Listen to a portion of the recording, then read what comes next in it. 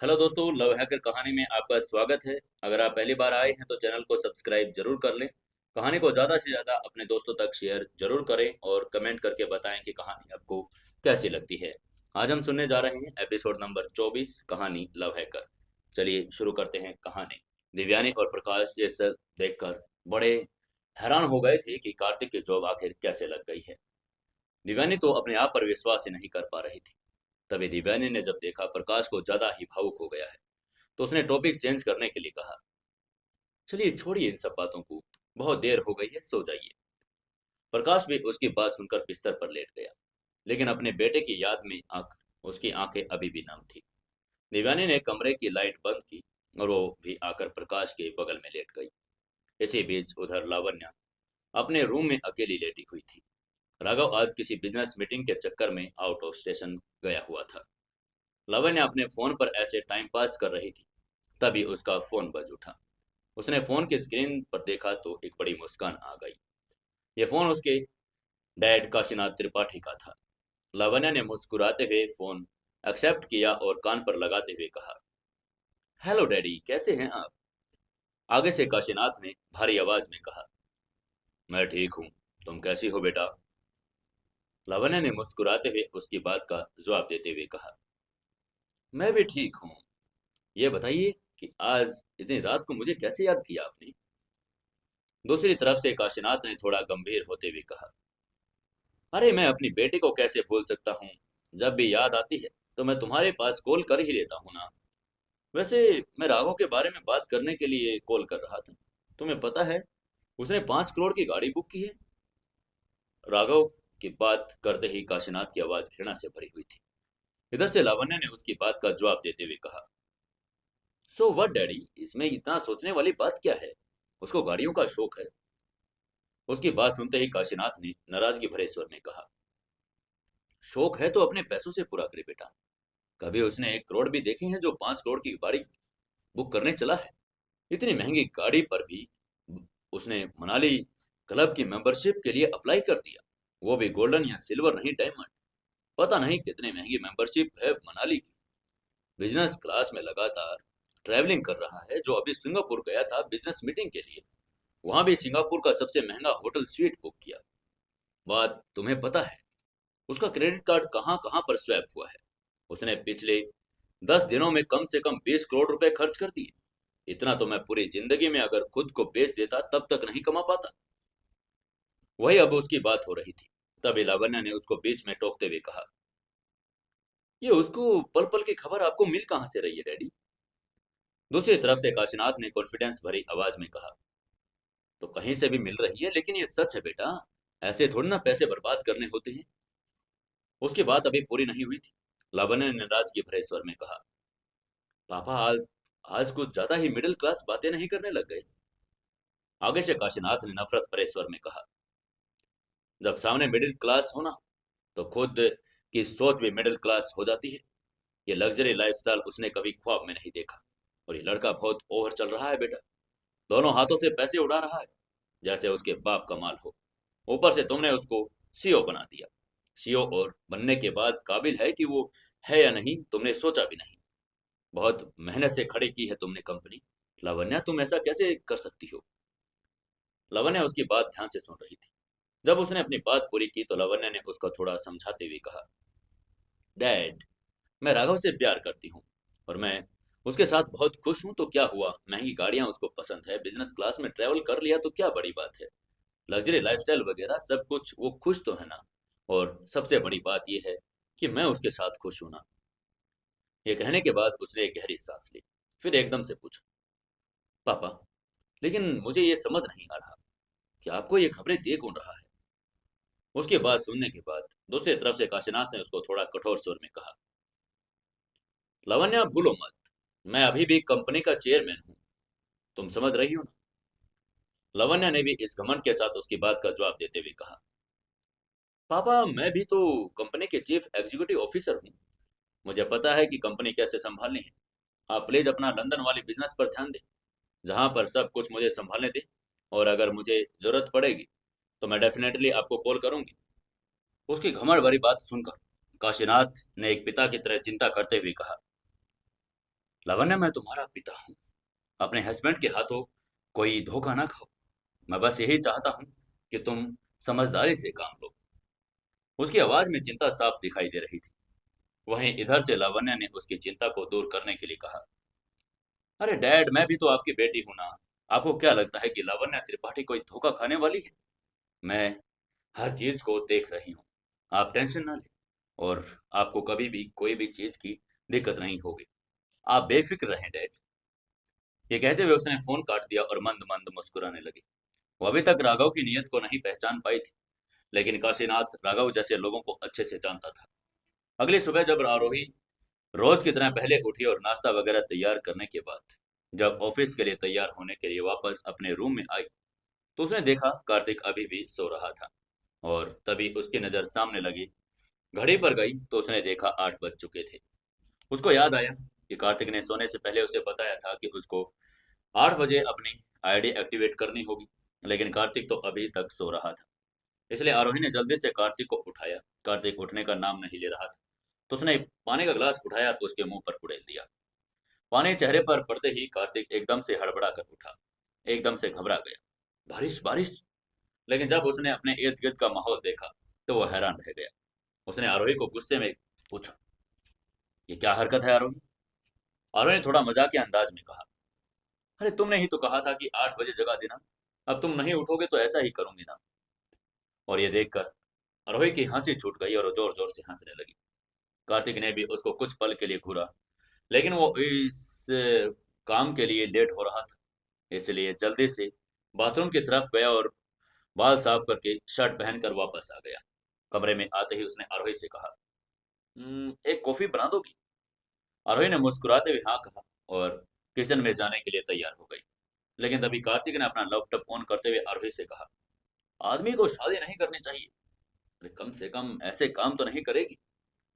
आरोही जो किचन में जाने के लिए तैयार थी वहीं रुक गई और उसको मुस्कुराते हुए देखने लगी। उसकी बात सुनकर उसकी मुस्कुराहट और भी गहरी हो गई। उसने कहा, लेकिन क्या करें, अब करनी है तो निभानी तो पड़ेगी। उसके बाद सुनकर कार्तिक ने उसको घूर कर देखा। लैपटॉप पर झूम कर कॉल एक्टिव कर दी। तभी आरोही ने मुस्कुराते हुए उसे ही देख रही थी और इशारों में कह रही थी कि वो कॉफी बनाने के लिए जा रही है। तभी इधर कार्तिक की जूम कॉल भी कनेक्ट हो गई। दूसरी तरफ से कार्तिक के सीनियर की आवाज आई, hi good morning Kartik, is was wondering where you are. Kartik का सीनियर देख पा रहा था कि कार्तिक का चेहरा किसी और तरफ घुमा हुआ है।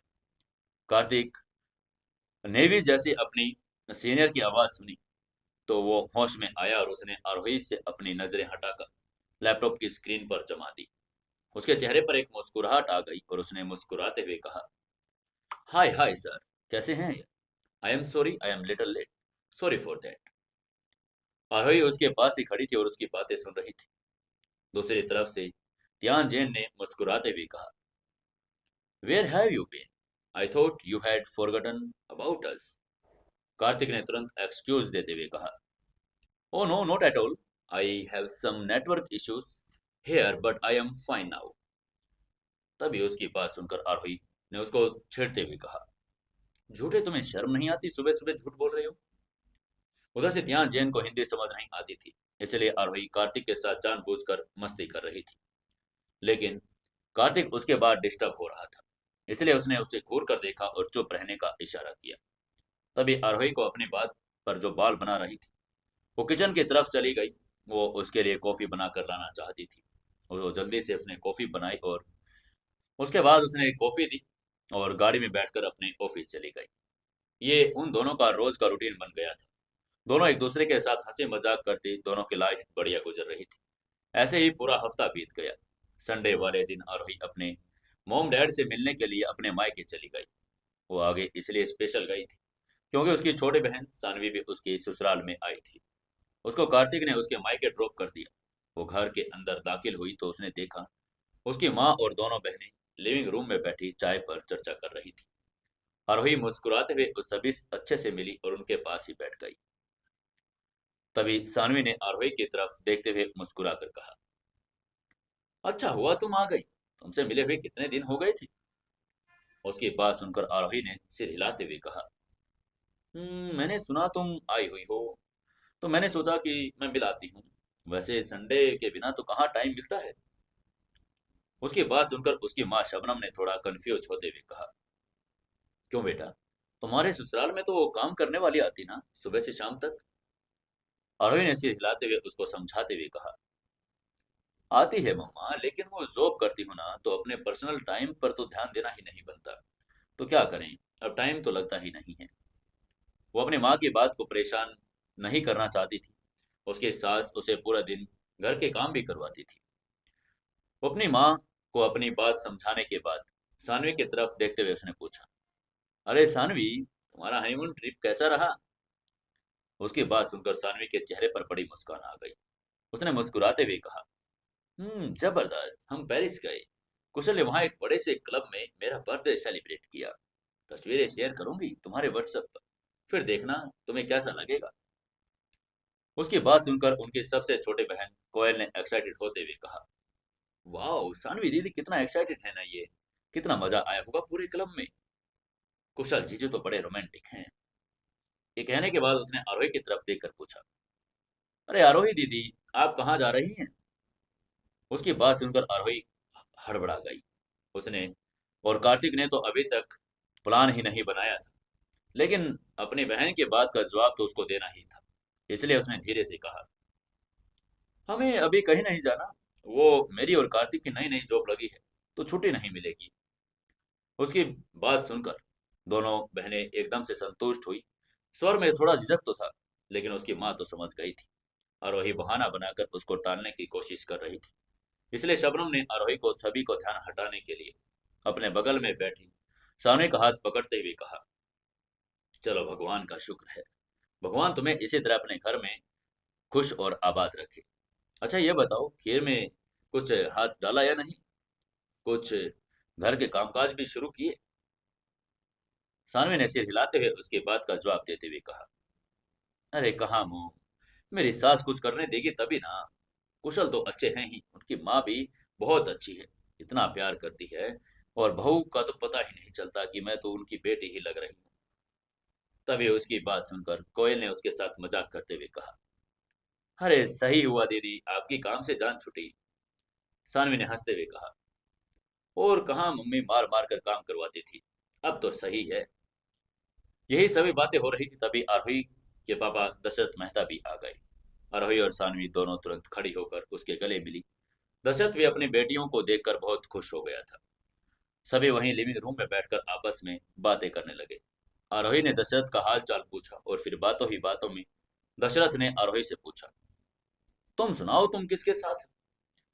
आरोही ने उसकी बात का जवाब देते हुए कहा, क्या? उसका कैब का नाम सुन लिया था। तभी उसकी माँ शबनम ने बीच में बोलते हुए कहा, क्या तुम कैब में आई हो? आरोही ने तुरंत नाम में सिर हिलाते हुए कहा, नहीं मोम, पहले पूरी बात तो सुन लीजिए। मैं कह रही थी मैं कैब में आ रही थी, तो कार्तिक ने कहा कि वो छोड़ देगा, इसलिए वो छोड़ कर गया। उसने अपनी बात पूरी की थी। तभी शबनम ने हाथ हिलाते हुए कहा, वैसे कार्तिक तो लेने आएगा ना तुम्हें, आज तो संडे है, फ्री ही होगा घर पर। उसने अपनी बात पूरी ही की थी। तभी दशरथ ने व्यंग करते हुए कहा, अरे संडे का क्या मतलब? यूं तो ऐसे ही कह रही है जैसे हफ्ते के दिन पता नहीं क्या बना रहा होता है। दशरथ को अभी ये पता नहीं था कि कार्तिक की जॉब लग गई है। वो अभी भी उसको नकारा और निकम्मा ही समझ रहा था। वहीं उसकी बात सुनकर आरोही का चेहरा उतर गया। वो अपने पति के बारे में ऐसी कोई बात नहीं सुन सकती थी जो उसकी इंसल्ट करती हो। वहीं दूसरी तरफ शबनम ने भी आरोही के चेहरे के भाव को देख लिया था। वो समझ गई थी कि क्या आरोही को दशरथ की बात बिल्कुल पसंद नहीं आई। तभी आरोही ने थोड़ा नाराजगी भरे स्वर में कहा, पापा, आप कैसे कार्तिक की इंसल्ट कर सकते हैं? अगर आपको ऐसे ही बात करनी है तो ठीक है, मैं जा रही हूँ। वैसे भी अब मेरा पति निकम्मा नहीं है, वो जॉब करता है। दशरथ आरोही की नाराजगी भरी आवाज सुनकर हैरान रह गया। उसके इस बेटे ने आगे कुछ नहीं कहा था, लेकिन आज उसकी वही आज्ञाकारी बेटी अपने पति के लिए उसको डांट रही थी। दशरथ के साथ साथ शबनम, कोयल और सानवी भी यह देखकर दंग रह गई। उन्होंने कभी भी आरोही को इतनी इस लहजे में बात करते हुए नहीं देखा था।